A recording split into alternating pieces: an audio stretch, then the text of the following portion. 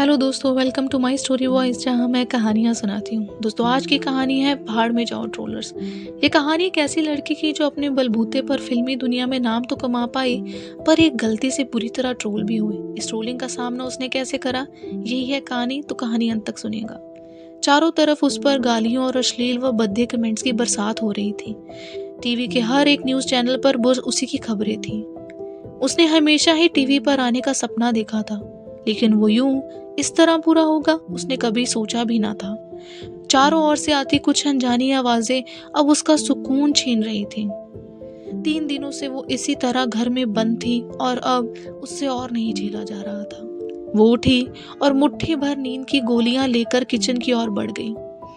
5 साल पहले ऐसे ही एक दिन वो अंबाला से मुंबई की ओर निकली थी। सिटी ब्यूटी पेजेंट जीतने के बाद उसका आत्मविश्वास आसमान पर था। पिताजी के सामने खड़ी होकर उसने बहुत आत्मविश्वास के साथ कहा था, मैं इसे और भी बड़ा बना सकती हूँ पिताजी, ट्रस्ट में। मुझे सिर्फ एक चांस दे, मैं खुद को साबित करके दिखाना चाहती हूँ। यह सुनते ही उसके पिताजी ने उसके सिर पर हाथ रखकर बस इतना ही कहा था, यह इंडस्ट्री एक दलदल है बेटा, जब फंस जाओ तो हाथ पैर मारने की जगह शांति से बैठकर इससे बाहर निकलने और इसे जीतने के विषय में सोचना, तुम्हें मंजिल जरूर नजर आ जाएगी। माँ पिताजी के आशीर्वाद और ढेरों उम्मीदों लिए वो उन हजारों लोगों में शामिल होती हुई मुंबई चली आई, कुछ बड़ा करने, कुछ बनने, कुछ हासिल करने। मुंबई ट्रेन से उतरते ही उसकी सहेली ने उसका जोरदार स्वागत किया। आखिर आ ही गई तू भी, चल अब दोनों साथ में ऑडिशन देंगे, बड़ा मजा आएगा यार। दोनों अपने चेहरे पर बड़ी सी मुस्कान लिए बढ़ गई एक विमेन हॉस्टल की तरफ। 4 साल बाद एक बड़े आलीशान सेट पर एक जाने माने अभिनेता के सामने खड़ी होकर वे अपनी पहली हिंदी फिल्म के डायलॉग बोल रही थी। आंखों और लहजे में इतना आत्मविश्वास था कि सामने खड़ा पूरी तरह परिपक्व हो चुका अभिनेता भी हैरान रह गया था। एक ही टेक में शॉट डन करके वो अपनी वैनिटी के बाहर पड़ी चेयर पर आकर बैठी तो उस परिपक्व अभिनेता के कदम खुद ब खुद उसकी ओर बढ़ गए। हाय, क्या खूब शॉट दिया है तुमने, आपने, बहुत ही बढ़िया। वो बस उसे देखकर मुस्कुराई। इस इंडस्ट्री और इसकी हाय हेलो से अब तक बखूबी पहचान कर चुकी थी वो। जब इस शहर में नहीं आई तब लोग कब हाथों से बिस्तर तक पहुंचने की चाह रख लेते थे, उसे कभी समझ ही ना आया। पहले पोर्टफोलियो शूट के दौरान अपने ही कैमरामैन की चुभती नजरों और फिसलते हाथों से इस कदर डरी थी वो कि उसके गाल पर तमाचा रसीद कर सीधे अपने हॉस्टल भाग गई थी।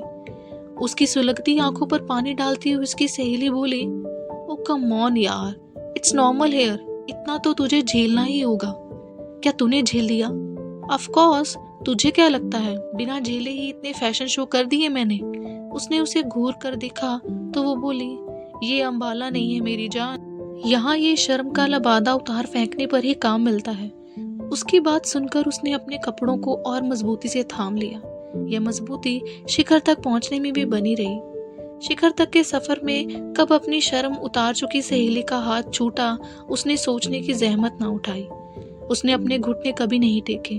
टैलेंट और खूबसूरत की अद्भुत मिसाल थी वो। 3 सालों तक ऑडिशन में चप्पल घिसते घिसते विमेंस हॉस्टल से किराए के फ्लैट में रहकर किसी दिन भरपेट तो किसी दिन फाके कर उसने इस फिल्म का ऑडिशन हासिल किया।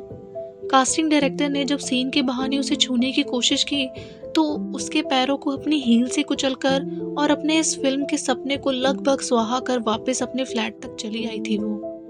अगले दिन ही मीडिया में उसके इस कांड के चर्चे थे। मीटू मूवमेंट के कारण उसे बहुत फुटेज मिला और इसी सब चक्कर में हाथ से निकल चुकी फिल्म उसके हाथों तक दोबारा चली आई।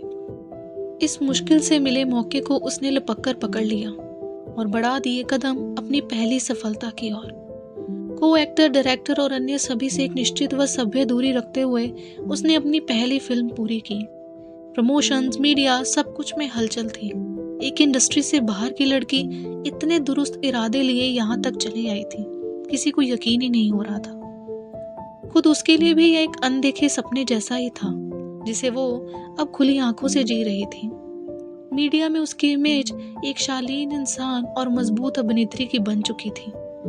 पहली फिल्म ने उसे बेशुमार सफलता दिलाई, जिसका नतीजा उसका ये बीच फेसिंग फ्लैट, जिस दिन अपने इस फ्लैट में अपने माता पिता के साथ उसने कदम रखा था, एक अजीब सी शांति उसके मन में थी।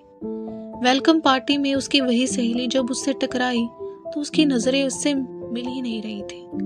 अपना लिहाज का लबादा उतार फेंकने पर भी मनचाही सफलता उसके हाथ न लगी थी और इसने अपनी इज्जत को मजबूती से थामकर भी यह मुकाम हासिल कर लिया था। एक फिल्म की सफलता ने उसके हाथ कई प्रोजेक्ट से भर दिए। जितने प्रशंसक मिले उतने ही जलने वाले भी, लेकिन उसने अपना एक दायरा सीमित किया था। उसी दायरे में खुद को समेट कर रखती थी। पार्टीज, शोज, इन सब से एक निश्चित दूरी ही बनाकर चलती थी अब तक। केवल बहुत ही जरूरी पार्टीज में ही जाना हो पाता। ऐसी ही एक पार्टी में वो उससे टकराया था, एक राइटर जिसने उसकी खूबसूरती पर कसीदे गढ़ने वालों से अलग उसकी आंखों की चमक पर पंक्तियां लिखी और इन पंक्तियों के सहारे कब उसके दिल तक उतर आया किसी को पता न चला। अब वह उसके फ्लैट से उसकी फिल्मों के सेट तक वो हर जगह उसके आगे पीछे मंडराता नजर आता। उसके प्यार के फेज में उसे कई फिल्मों के कॉन्ट्रैक्ट मिले। धीरे धीरे वो उसके प्यार में डूबती गई और अब शुरू हुआ पार्टीज और शोज का सफर। यह उसके प्यार में ऐसी डूबी कि होश ही ना रहा कि कहाँ जा रही है, किन लोगों के बीच उठ बैठ रही है। आंख खुली उस रोज जिस रोज पुलिस ने उसे रेव पार्टी में पकड़ा। एक साधारण सी लगती पार्टी में ड्रग्स और जिस्म का कारोबार हो रहा था और उसे खबर भी नहीं थी। मीडिया के आगे मुंह छुपाती वो जाकर पुलिस जीप में बैठ गई। जिसके प्यार में अंधी होकर वो यहाँ तक पहुंची थी, वो अब दिखाई भी नहीं दे रहा था। एक जानकार वकील के सहारे वो लॉकअप से तो बाहर थी, लेकिन अब तक की उसकी बनी हुई इमेज पर दाग लग गया था। भोली भाली दिखती एक्ट्रेस रेव पार्टी में बरामद, ड्रग्स लेने के आरोप, हाथी के दांत दिखाने के और खाने के और, बड़ी एक्ट्रेस का ड्रग्स मामले में बड़ा खुलासा। अखबारों के पेज इन खबरों से भरे पड़े थे। यहाँ तक कि वो लड़का जो इस सब का सूत्रधार था, उसने भी अपना इल्जाम इस पर डाल दिया था।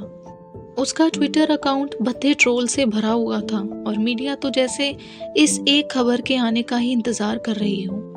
किसी ने उसकी ब्लड रिपोर्ट आने तक का भी इंतजार ना करना उचित समझा और उसे ड्रग्स माफिया तक से जोड़ दिया गया था। उसके निर्दोष होने या ना होने की किसे फिक्र थी। स्टोरी तो आखिर मिल ही गई थी। हाथों में नींद की गोलियां और मन में तूफान लिए वो किचन में चली आई। एक गिलास पानी निकाला और गोलियां मुंह में देने ही चली थी कि जेब में पड़ा फोन झनझना उठा। पापा कॉलिंग। उसके हाथों से गोलियां गिर गईं। इन 3 दिनों में उसने अपना फोन बंद कर दिया था। आज एक अंतिम सुसाइड नोट छोड़ने के लिए ही खोला था और खुला ही छोड़ दिया था। उसने फोन तो काट दिया, लेकिन उसके पिता के शब्द उसके कानों में गूंज गए। ये इंडस्ट्री एक दलदल है बेटा। जब फंस जाओ तो हाथ पैर मारने की जगह शांति से बैठकर इससे बाहर निकलने और इसे जीतने के विषय में सोचना। तुम्हें मंजिल जरूर नजर आ जाएगी। बहुत देर तक किचन की खिड़की से बाहर गहराई रात को वो घूरती रही और थोड़ी ही देर बाद सूरज की पहली किरण उस खिड़की को पार कर उसकी आंखों तक गुजर गई और उसे याद आ गया एक वाक्य। सूर्योदय से ठीक पहले ही रात सबसे गहराई होती है। होंठों पर भीनी मुस्कान लिए उसने अपना ट्विटर अकाउंट डिलीट किया और मन ही मन बुनबुनाई, भाड़ में जाओ ट्रोलर्स। उसने कुछ समय अपने आप को दिया और रिपोर्ट सामने आने पर वो निर्दोष साबित हुई। दोबारा काम मिलने पर कुछ देर लगी, पर टैलेंटेड तो थी ही वो, तो काम भी कब तक उससे दूर रहता। आगे वो अपनी सफलता के रास्ते पर चलती रही और जब कभी भी ट्रोलिंग का शिकार होती वो एक ही बात कहती, भाड़ में जाओ ट्रोलर्स, और सब कुछ भूलकर अपने काम में लग जाती। दोस्तों सच बताऊं तो यही है आज की सच्चाई, इंटरनेट की सच्चाई। लोग तो बातें करते ही हैं, बट आज इंटरनेट के ज़माने में लोगों के पास एक ताकत है ट्रोलिंग की। घर बैठे बिना कोई देखे, बिना कोई पहचाने वो किसी को कभी भी ट्रोल कर सकते हैं, कुछ भी बातें बोल सकते हैं। ये ताकत सबके पास है, पर हमारे हाथों में है कि इन चीज़ों को कितना अपने ऊपर इफेक्ट करने देना है, कितना इस चीज़ का प्रभाव उन पे पड़े, ये हमारे हाथों में है। कुछ तो लोग कहेंगे, लोगों का काम है कहना। आप अच्छा करेंगे तब भी कुछ ना कुछ बातों पे लोग ट्रोल करेंगे, खराब करेंगे तो तब भी कुछ ना कुछ बोलेंगे। और हमेशा याद रखें, जब आप सक्सेस के रास्ते पे होंगे तो ट्रोलर्स की संख्या ज़्यादा होगी। तो आप भी एक ही बात कहें, भाड़ में जाओ ट्रोलर्स और अपने काम में लग जाएं। तो दोस्तों आई होप आपको मेरी कहानी अच्छी लगी हो। कहानी अच्छी लगी तो प्लीज़ लाइक करें, दूसरों के साथ ज़रूर शेयर करें ताकि वो भी इस कहानी से कुछ सीख सके, समझ सके और अपनी लाइफ में इम्प्लीमेंट कर सकें कि ट्रोलर्स को ज़्यादा भाव नहीं देना होता है। हमें बस अपना काम करते रहना है और आगे बढ़ते रहना है। और कमेंट में ज़रूर लिख के बताइएगा कि आप इस ट्रोलिंग के बारे में क्या सोचते हैं। तो कमेंट में लिख के बताइएगा और दूसरों के साथ ज़रूर शेयर करिएगा। तो चलिए फिर मिलते हैं अगली बार नई कहानी के साथ, नए विचार के साथ ऑन माई स्टोरी वॉइस, जहाँ मैं कहानियाँ सुनाती हूँ। और मेरी पुरानी वीडियो को पसंद करने के लिए शुक्रिया, जिसका लिंक डिस्क्रिप्शन बॉक्स में है। आपका प्यार मेरी वीडियोस को मिल रहा है, इसके लिए बहुत बहुत शुक्रिया। Thanks for watching and listening my story voice, जहाँ मैं कहानियाँ सुनाती हूँ।